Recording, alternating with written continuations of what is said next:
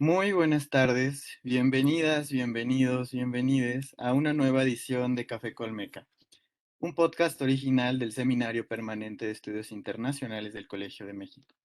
Mi nombre es Bernardo Aguilar y el día de hoy tengo el placer de ser el entrevistador de esta nueva edición.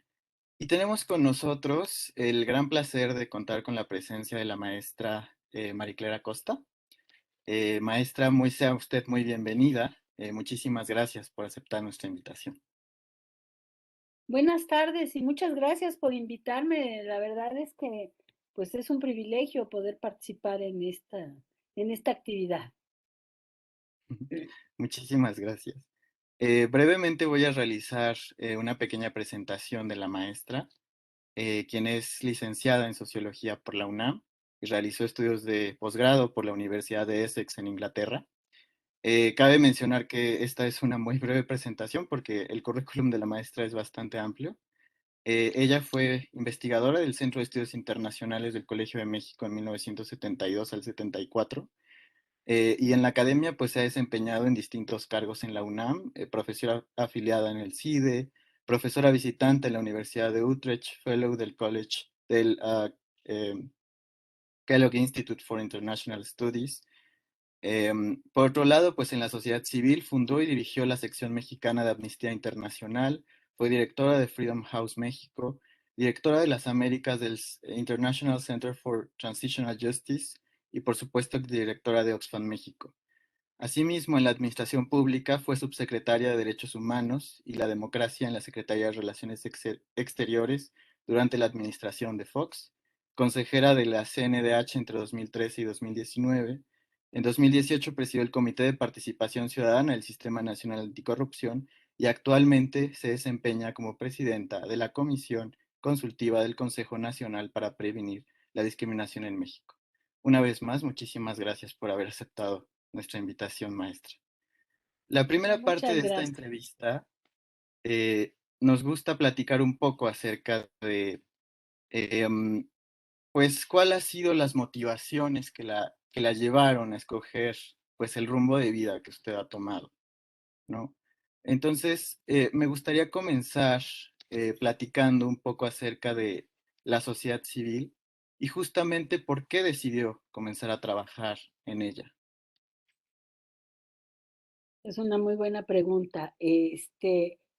Bueno, mire, a lo largo de mi vida he constatado que uno puede tener ciertas aspiraciones o fijarse ciertas metas y ciertos objetivos, pero después la experiencia y la vida misma se encarga de enderezar o rectificar o fortalecer esas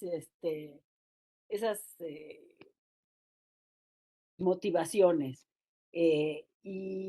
Pues una buena parte de lo que yo he hecho profesionalmente, pues se debe en gran parte a un deseo muy grande de contribuir al proceso pues de democratización de mi país. Creo que en el fondo ese ha sido siempre mi objetivo, de democratización y de civilización.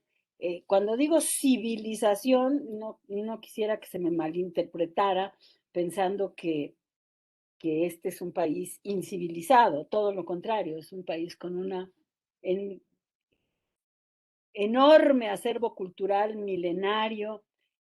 Cuando hablo de civilizar, lo que quiero decir, y quiero ser muy estricta en el uso del término, es hacer de la sociedad mexicana una sociedad civil, no una sociedad en donde prevalezca la violencia, el uso de la fuerza, la militarización, sino en donde puedan florecer las libertades democráticas. Bien, mucho de ello tiene que ver con situaciones aleatorias que te van definiendo. Yo, eh, cuando me involucré, digamos, mi primer involucramiento con la sociedad civil organizada, pues fue cuando yo era investigadora en una institución como el Colegio de México y, y pensaba que mi vida iba a ser, o que mi desarrollo profesional se iba a realizar dentro de la academia. Pues resulta que no fue así. Encontré en la sociedad civil un espacio mucho más amplio y la posibilidad eh, de ser más creativa que en el mundo, digamos, de la academia. Eso no quiere decir que el mundo de la academia no sea creativo, ¿eh? Y que no sea importante. Todo lo contrario, yo, pues como usted acaba de leer mi semblanza, pues he seguido siempre con un pie metido en la academia.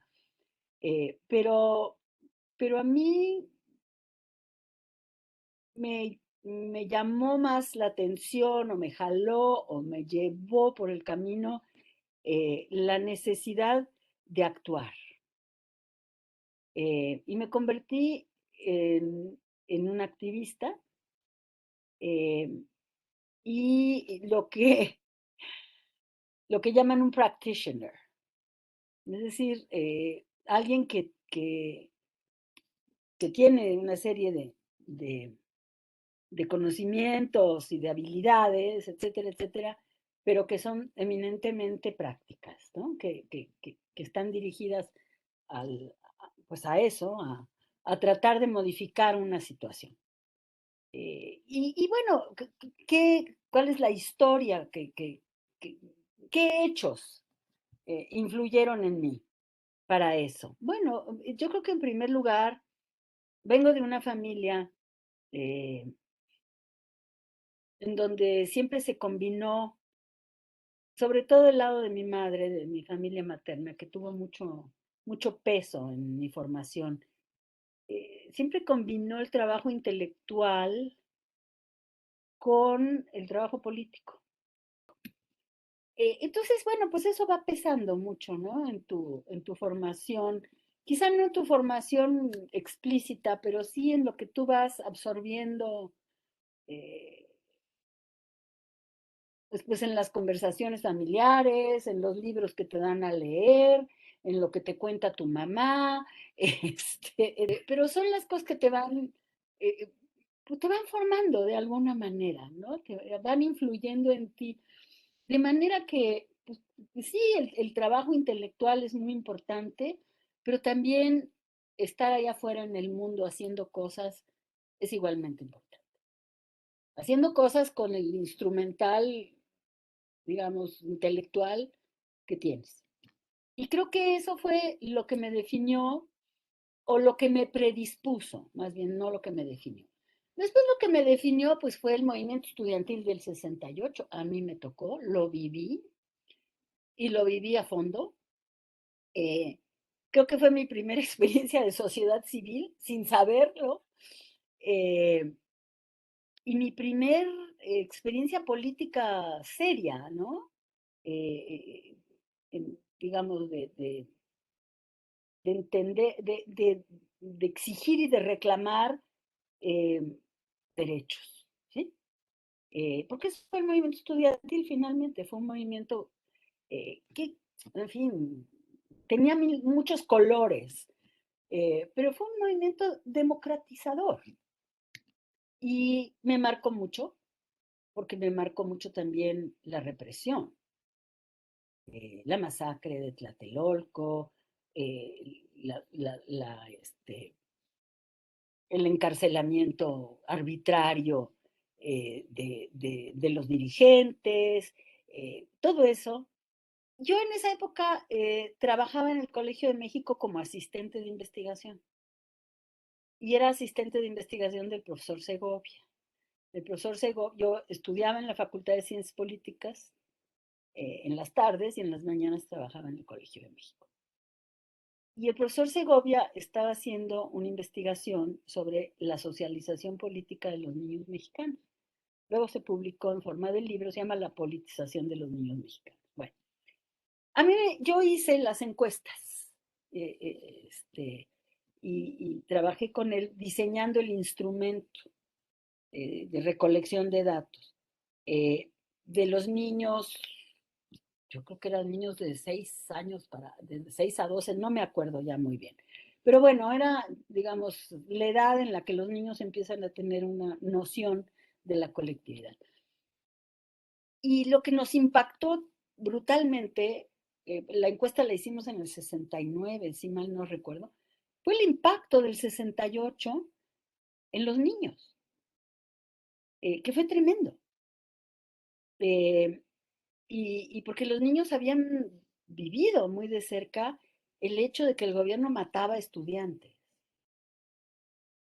Y recuerdo mucho las respuestas, sobre todo en las pruebas piloto, ¿no? Que eran más abiertas. Entonces, bueno, todo esto me fue formando, de manera que cuando hice mis estudios de posgrado en el Reino Unido, hubo ahí dos cosas que me marcaron mucho. Bueno, debo decir algo además, previo a eso. Cuando yo estudié en la Facultad de Ciencias Políticas, tuve la fortuna de ser compañera de salón, de curso, de una mujer muy valiosa que fue sobreviviente del Holocausto y con la que conversaba mucho. Y me narraba sus experiencias y lo que había sido vivir bajo, primero bajo Stalin, ella era lituana, y después bajo Hitler, y bueno, y acabar en un campo de concentración y ser de las pocas sobrevivientes. Eh, y todo eso pues te va marcando. Después viene pues el movimiento estudiantil, la represión y la violencia, el aplastamiento de un movimiento.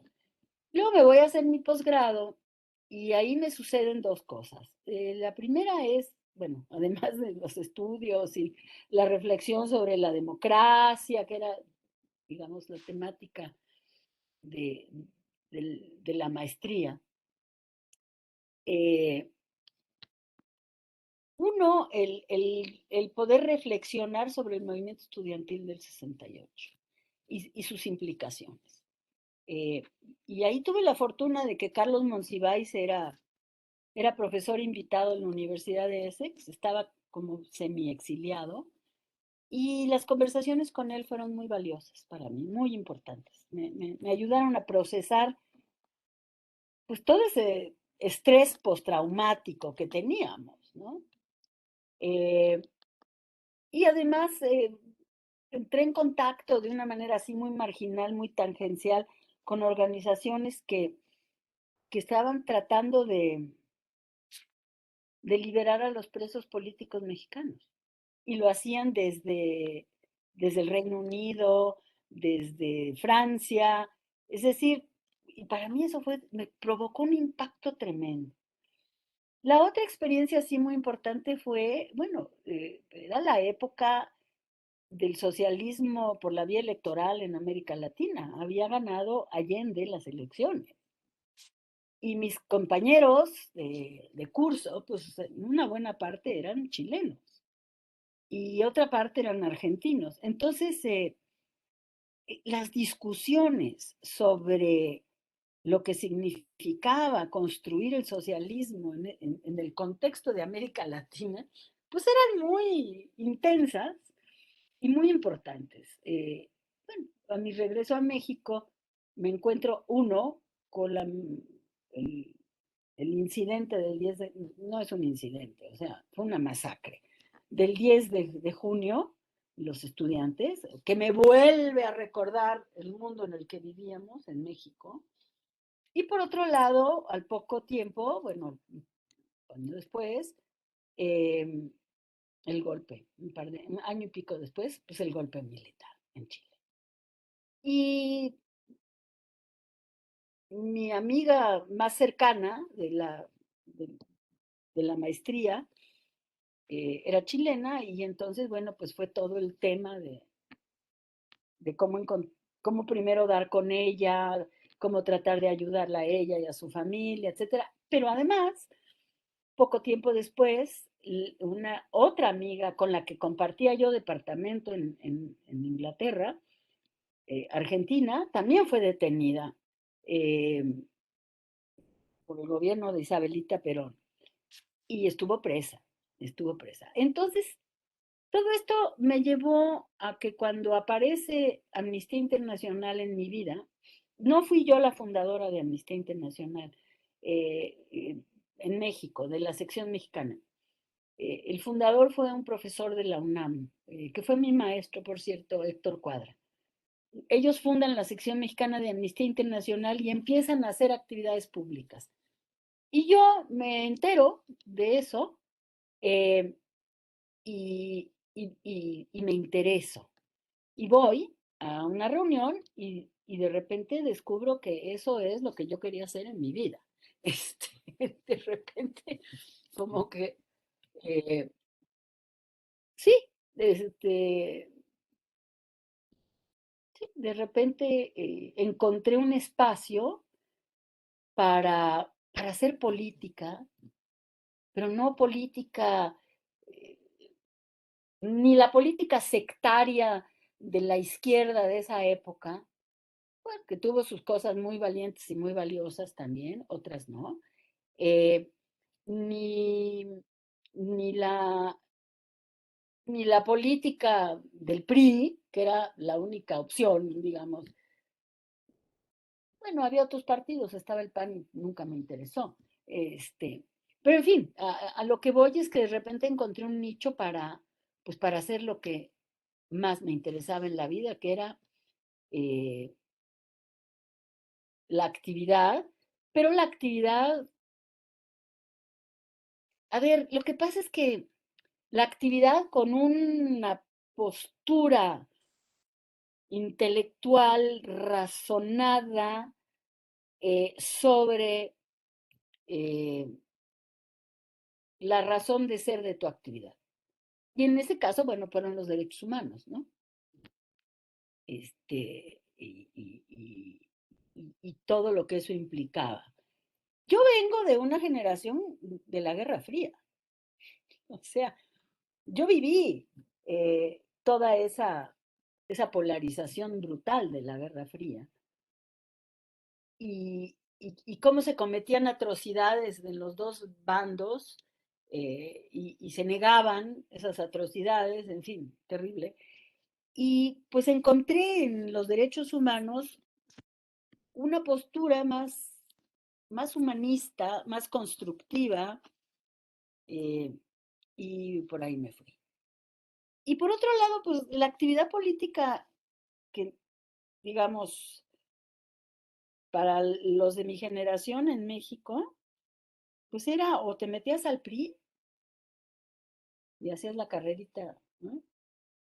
Eh, y bajabas la cabeza y te disciplinabas y todo lo que sabemos, o, o te ibas a militar clandestinamente, ¿no? Esa era la realidad en los 70. Pues esta fue la opción. Y ahí Es, descubrí, bueno, sí, una enorme libertad y posibilidad creativa y de hacer cosas. creo que fue muy interesante todo lo que nos está contando. Es sumamente, no sé, a mí me parece sumamente interesante escuchar cómo es posible entender la cosa pública desde una perspectiva distinta y querer hacer algo. No sé, creo que me parece que es un discurso que a muchos jóvenes nos interesa, que nos llama la atención, pero que de alguna manera no sabemos muy bien cómo acercarnos o qué es. Y justamente un poco, pues, la entrevista es para eso, para conocer un poco más, ¿no? Y bueno, Ajá, una de las razones también que nos llaman la atención a algunos jóvenes es un poco la cuestión del financiamiento de las organizaciones civiles. Em, la verdad es que tema. suele ser algo, un tema pues sí, complejo. Y me gustaría en particular preguntarle sobre una inquietud que creo que varios de mis amigos, compañeros, tenemos sobre el trabajar dentro de una organización, pues de la sociedad civil, ¿no? ¿Es posible trabajar dentro de la sociedad civil y vivir de, pues, de un salario digno? Em, sí, Sí, es posible. No es fácil, no es fácil. Em, Quizá nunca vas a tener un salario, como el que tendrías, no sé, en un despacho de abogados de alto nivel, pero sí es posible. Eh, bueno, digamos, yo siempre tuve la fortuna, además de tener un pie metido en la academia, pero, pero bueno, he formado organizaciones de la sociedad civil que se han financiado, ¿no? Lamentablemente, México, bueno, primero es un país que tiene una tradición autoritaria enorme y como una gran, diría yo, una gran esquizofrenia, ¿no? Porque por un lado, voy a decir una bola de lugares comunes, ¿eh?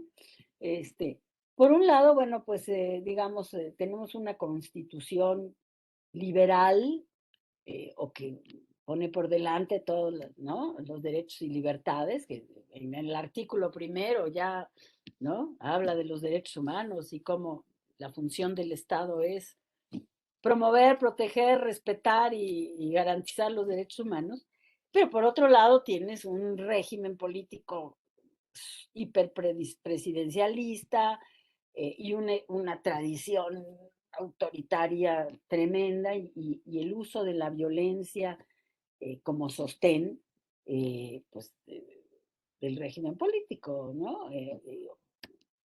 Este, por lo menos hasta, pues, hasta la transición, digamos. Y después sigue habiendo violencia política en México, digo, la muerte de los periodistas, los asesinatos a periodistas y defensores no son precisamente solamente obra de la delincuencia organizada, más bien son, bueno, en fin, producidos por eh, autoridades locales, si tú quieres, pero bueno, tenemos toda esta herencia tan enorme. Y desde luego una gran hostilidad hacia la sociedad civil. Eh, yo diría que, y no hay un ambiente, eh, lo que llaman en inglés un enabling environment, ¿no? Un ambiente propicio para la sociedad, para financiar la sociedad civil. Ahora, eso no quiere decir que no haya una sociedad civil en México vibrante, combativa, y que finalmente ha logrado muchas cosas, pero siempre con obstáculos, yo diría, fiscales y, y también de otro tipo de normatividad. Por ejemplo, tú puedes, tú puedes hacer una ONG mañana, si quieres. La registras como asociación civil y necesitas tres, cuatro gentes, ya. El tema es, y puedes conseguir financiamiento. Puedes conseguir financiamiento de la cooperación internacional y puedes conseguir financiamiento también mexicano, nacional. Hay un Centro Mexicano de la Filantropía que te ayuda justamente a ver, ¿no? Por dónde se puede conseguir financiamiento, etcétera, etcétera. El tema es que el régimen fiscal no te va a favorecer. Eh, para, para poder conseguir, por ejemplo, donativos que sean deducibles de impuestos, pues tienes que inscribirte y ser aceptado como donatario autorizado por la Secretaría de Hacienda. Y entonces, bueno, pues eso conlleva una serie de obligaciones que no todas las organizaciones de la sociedad civil pueden cumplir con ellas. un nivel de fiscalización muy grande, en fin, una serie de cosas. ¿Quieres contratar gente?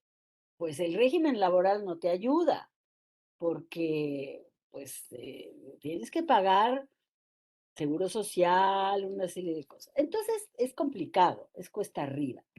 Eh, yo creo que sobre todo en los 90, en la década de los 90, que fue la década así de la gran, yo diría, lucha por la democracia, eh, las organizaciones de la sociedad civil nos organizamos en una serie de colectivos. Bueno, Sergio Aguayo fue muy activo en eso, como la Convergencia para los Organismos Civiles, se llamaba Convergencia de Organizaciones Civiles para la Democracia, que justamente se generó a partir de un intento por parte del gobierno, creo que fue el gobierno de Salinas, de, digamos, estrechar el cerco fiscal, ¿no? Sobre las organizaciones. Y con el paso de los años, Convergencia hizo unas alianzas muy interesantes con, con el Centro Mexicano para la Filantropía, con la Fundación Miguel Alemán, eh, precisamente para promover una legislación eh, que reconociera a las organizaciones de la sociedad civil como entidades públicas. Y bueno, finalmente, en la época, creo que no sé si fue con Fox o ya con Calderón, creo que fue con Fox, se logró esa legislación. Y eso facilitó mucho incluso que los gobiernos pudieran darle, digamos, fondos a las organizaciones de la sociedad civil para determinados proyectos y se hicieran como asociaciones público-privadas, ¿no? O público, bueno, en fin, públicas con las organizaciones de la sociedad civil. Se hicieron aquí en la Ciudad de México hubo muchas de esas, también en Chiapas. eh, y bueno, todo esto fue creciendo, creciendo, creciendo. A mí me tocó en el año 2008 escribir un artículo sobre la sociedad civil en México y estoy buscando una cita acá de cuántas organizaciones de la sociedad civil había en ese momento. Eh, eh, eh, Esto fue en el 2008. No tengo el dato actual, ¿no? Pero en el 2008, el Centro Mexicano para la Filantropía estimaba que había 20,000 ONGs existentes. Hay muchísimas más ahora en México. Pero solamente 8,500 estaban registradas legalmente, precisamente por esto que señalo. Y si lo comparas con Chile, en esa época, Chile tenía 50,000 ONGs registradas. Legal. Entonces, hay obstáculos. Y desgraciadamente, este gobierno en particular no ve con buenos ojos a las organizaciones de la sociedad civil. Uno de los primeros actos de gobierno de este presidente fue emitir una circular que no tiene mucho valor jurídico, pero bueno, tampoco importa demasiado, ¿no? En donde prohibía que se hicieran estos acuerdos entre, a nivel federal, obviamente, ¿no? Entre organizaciones de la sociedad civil y gobierno para financiar proyectos, por ejemplo. Y hay un clima de mucha hostilidad. Además hay que escuchar la mañanera como para saberlo, ¿no? Ya ha habido. Sin embargo, las organizaciones de la sociedad civil ahí están, están y estamos resistiendo y dando la pelea. Entre otras razones, porque sí tenemos arraigo social. Es decir, finalmente, si tú ves algunas de las encuestas así sobre la confianza de los ciudadanos, bueno, no he visto unas recientes, pero unos años atrás, las ONGs gozaban de la confianza de la ciudadanía. Porque las ONGs y las organizaciones, pero estoy hablando de ONGs cuando hablo de sociedad civil. Sociedad civil es mucho más que eso, ¿no? Pero las ONGs hacen servicios, eh, ofrecen servicios importantes que muchas veces los gobiernos no pueden ofrecer. Este, y la sociedad civil logra muchas cosas que, que ni la iniciativa privada ni los gobiernos pueden hacer. Y sobre todo el ejercicio de la ciudadanía, ¿no? O sea, sociedad civil equivale a ser ciudadano. Y no nada más ser ciudadano cuando tienes que ir a votar, sino en muchos otros ámbitos, ¿no? Bueno, no sé si eso ayuda.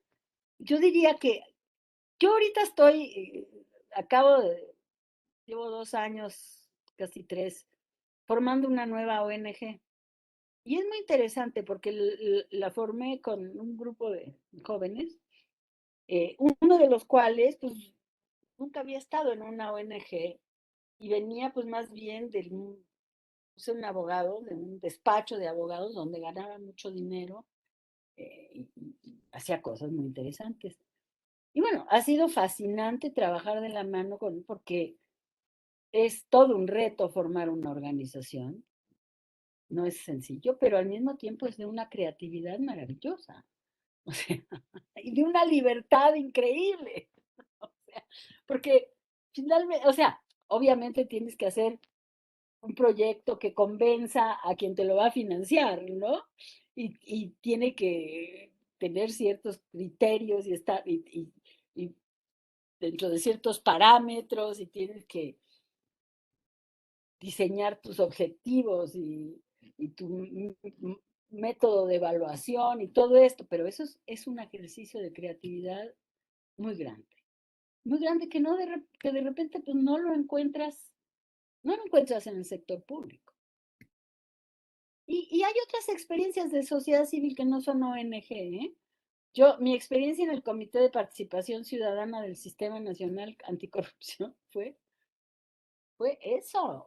O sea, 5 personas armando un proyecto a nivel nacional, este, sin, sin recursos, después conseguimos recursos o nos hicimos de una manera de contar con recursos.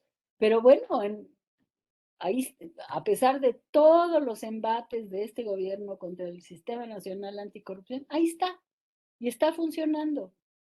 Y logramos armar una política nacional anticorrupción con participación y consulta pública en, ya ni me acuerdo cuántos estados, como 15 estados, que se aceptó, que la aceptó el comité coordinador del sistema y ahora se va a implementar. Bueno, eso lo hicimos 5 gatos con las uñas.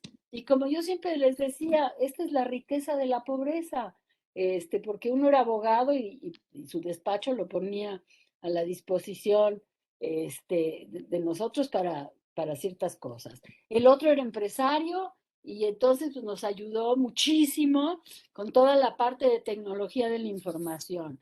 La otra era politóloga, en fin, cada quien puso de su parte. El otro era un experto en políticas públicas y entonces él diseñó la política nacional anticorrupción. Se puede, se puede. Eh, y, y, bueno, ahí está otro ejemplo, ¿no? En fin, Me ahí está. encanta todo Creo lo que que nos ya que platica.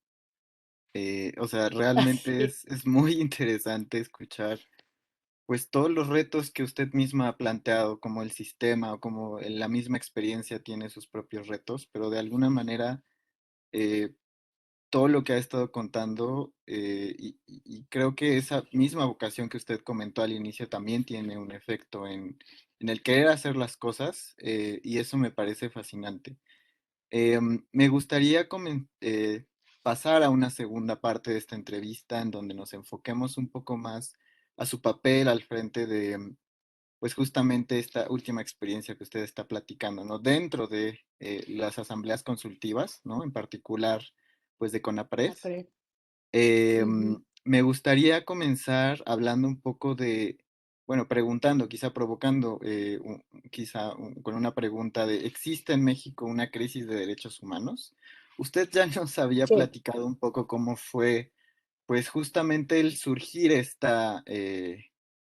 pues, cómo fue un camino duro, ¿no? Durante los noventas, que fue acompañando también la creación de instituciones en México. Y ahora pues al frente de los embates de la sociedad que se encuentran ahorita pues en pleno apogeo, como pueden ser las manifestaciones feministas, como puede ser la denuncia en redes sociales de crímenes pues homofóbicos, ¿no? Podemos hablar de una crisis de derechos humanos y en ese sentido también, pues también, ¿de qué manera el Estado ataca pues el problema de la discriminación en México, de qué forma contribuye a la Ujú. solución, ¿no? ¿Qué se hace desde CONAPRED en concreto? Ok. No, desde luego que vivimos una crisis de derechos humanos en México gravísima, que además se agudiza cada vez más. Ya en el año 2015, la Comisión Interamericana de Derechos Humanos hizo una visita in situ a México. En su informe, que es un informe muy duro, comienza diciendo que hay una grave crisis de derechos humanos en México. Bueno, eso fue en el 2015, hace 7 años. Si tú ves las cifras de víctimas de desaparición, de víctimas de trata, de víctimas de desplazamiento interno forzado por la violencia, de víctimas de tortura. Ayer leía yo un dato que solo en la Fiscalía General de la República hay 5,000 carpetas de investigación sobre tortura, que no es nada. Es decir, la tortura es un hecho generalizado en todo el país, ¿no? De las cuales creo que se han resuelto 30 y tantas. O sea, es, tenemos una crisis brutal de derechos humanos porque tenemos una crisis de impunidad. Y basta ver cualquier cifra del INEGI o del World Justice Project o la que tú quieras, eh, de impunidad cero, en fin, de muchas organizaciones también que trabajan en eso, para constatar la impunidad en México. El, el, el, la probabilidad de que un delito denunciado sea investigado y castigado en México es bajísima. La impunidad está arriba del 90 y tantos por ciento, ¿no? Había bajado un poco, luego volvió a subir.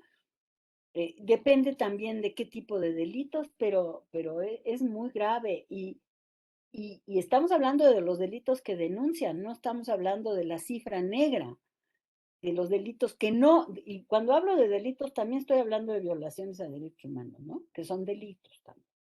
Este, la gente que simplemente no denuncia porque no confía en las autoridades, porque lo considera una pérdida de tiempo, en fin. Bueno, entonces sí tenemos una grave crisis de derechos humanos porque además no tenemos un Estado de Derecho, realmente.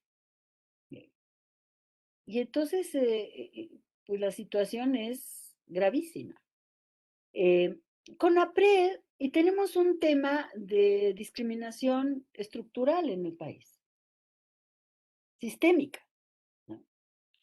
Impunidad y discriminación, yo creo que serían así como las dos variables que se cruzan, y corrupción, o las tres, y que son las que generan esta crisis de derechos humanos, ¿no? Y bueno, y también el uso excesivo de la fuerza. Tenemos una crisis de seguridad no, pues hay que crear una Guardia Nacional y militarizarla.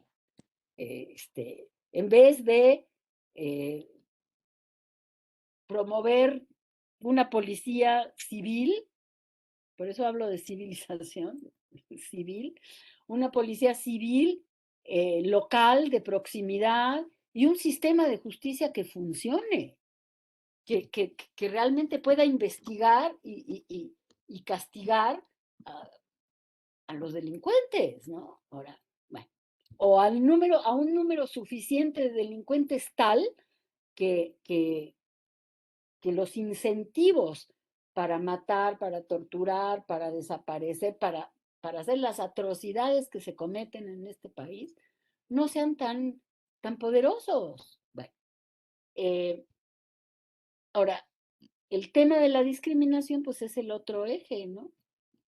Que atraviesa la crisis de derechos humanos. Es un país profundamente desigual, es un país discriminador. Hace unos años, CONAPRED publicó, la estoy buscando, pero no la veo aquí. Bueno, la ENADIS, la Encuesta Nacional sobre Discriminación, los invito a que la vean, eh, y es muy impresionante. Y se discrimina por el color de la piel, se discrimina por el estado, por el género, se discrimina desde luego por la edad, y se discrimina también por la discapacidad. Y se discrimina, por ejemplo, se discrimina mucho a los jóvenes.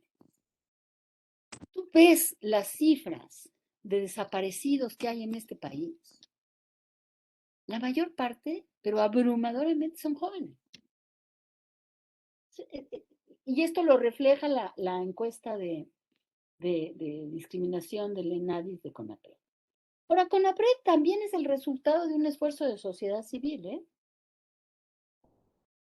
CONAPRED es una creación de, de un grupo de, de activistas de la sociedad civil que acompañaron a un gran dirigente político que lamentablemente ya no está con nosotros, que fue eh, Gilberto Rincón Gallardo. Este, y que, y que lo creó en el año 2003, eh, y que y yo creo que la característica importantísima y interesantísima de CONAPRED, bueno, tiene muchas cosas muy interesantes, pero una de ellas es que desde que se fundó, se creó con una asamblea consultiva integrada por personalidades de la sociedad civil, que es la que yo presido ahora, y que tiene poder. Es decir, la asamblea consultiva, CONAPRED tiene una junta de gobierno integrada por varias dependencias del gobierno federal. Y la asamblea consultiva se sienta en la junta de gobierno y tenemos voz y voto. ¿Sí? Tenemos poder dentro de la institución. Y eso fue un grandísimo acierto y fue desde luego algo muy pensado. Por eso es que todavía no nos han podido eliminar del todo. Porque también hay que decir que este gobierno la emprendió contra CONAPRED, entre otras instituciones. Este, y bueno, ahora se rumora de que quieren desaparecer a CONAPRED, subsumirlo dentro de la estructura del gobierno federal, que pase a formar parte de la Secretaría de Gobernación, igual que 16 otras entidades autónomas, o bueno, descentralizadas y desconcentradas. Perdón que Eh, la interrumpa, lo cual maestra. sería un retroceso. Dentro de esta lógica de que nos está comentando, podemos entender entonces justamente el hecho de que pues CONAPRED se mantenga acéfalo durante ya de más de un año, luego de la renuncia de Mónica Maxice. Eh, yo creo que sí, pero hay otra cosa adicional ahí, que de la que se sabe poco. Eh, Cuando Mónica Maxiza tuvo que renunciar, eh, el presidente de la República se refirió a CONAPRED, pues bastante, yo diría despectivamente, pero dijo que había que si realmente se quería combatir la discriminación en México, que CONAPRED tendría que tener como presidente una persona indígena, una mujer indígena. Entonces, bueno, la Asamblea Consultiva armó una lista de 10 mujeres indígenas que reunían todas las cualidades y todos los requisitos que marca la ley para dirigir CONAPRED.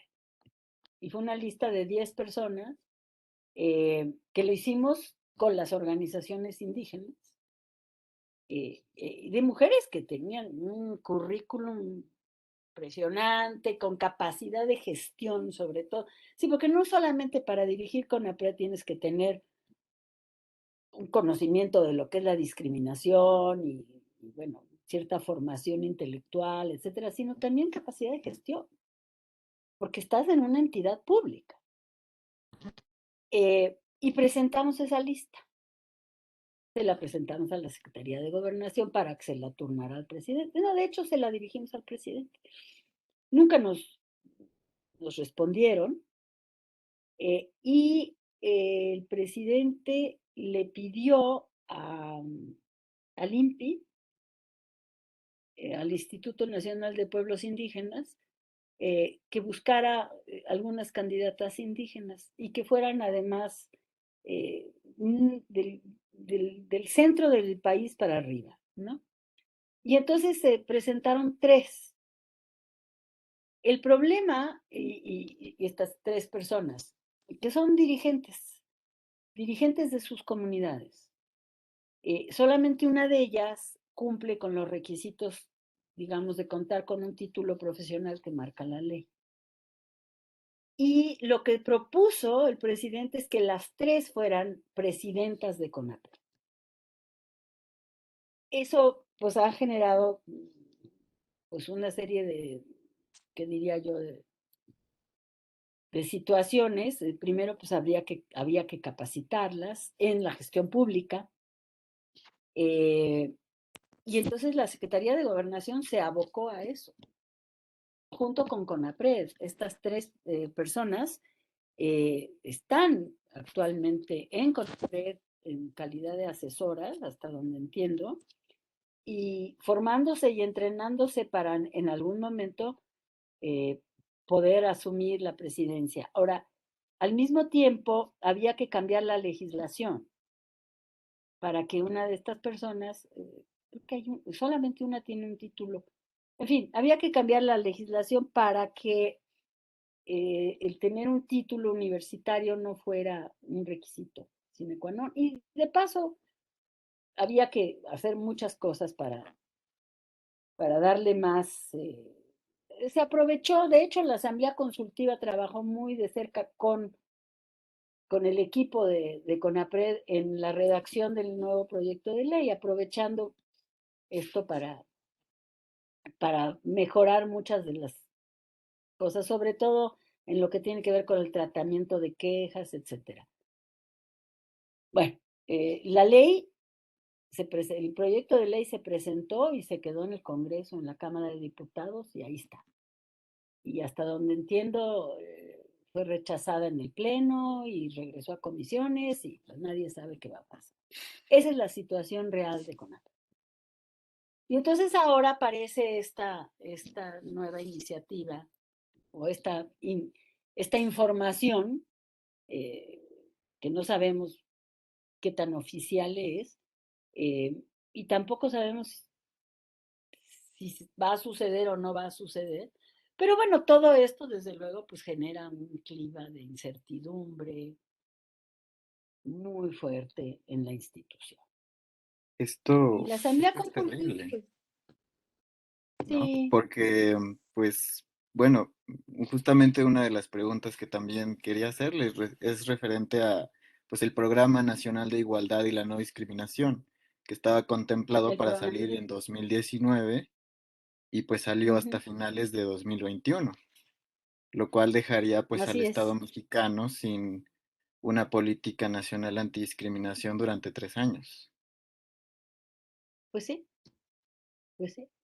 Bueno, y si CONAPRED pasa a formar parte de una dependencia de la Secretaría de Gobernación, pues no entiendo cómo se podría coordinar ese programa nacional para, ¿no? El PRONAIM. Entonces, pero bueno, yo creo que estamos viviendo un proceso muy lamentable de retroceso en muchos frentes, ¿no? Este ataque a los organismos autónomos, a los organismos que defienden derechos y protegen derechos, como CONAPRED, como la Comisión Nacional de Derechos Humanos, pues desgraciadamente lo estamos viviendo. Y bueno, ahora viene el INE, ¿no? Eh, Esto es la realidad de hoy. Esto no quiere decir Maestra, que no vayamos a defender hasta donde se pueda. Claro, no, no, este es el ánimo de la asamblea consultiva, ¿eh? Ayer hablé con uno de los socios de la asamblea consultiva que justamente pues, era un poco el tono, ¿no? Vamos a estar ahí hasta.